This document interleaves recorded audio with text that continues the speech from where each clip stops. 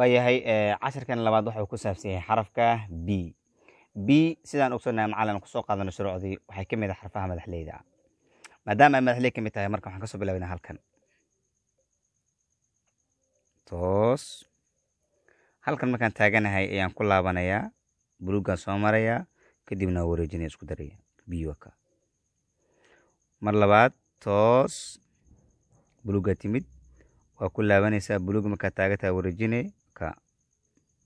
b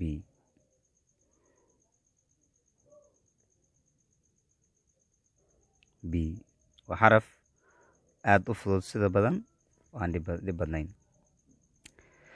calooshan waa wareeg soo maahan waxaan kaloo samayn karnaa iyadoo afar gees ah sida tan dhaha buluugga raaca toos isku dari karnaa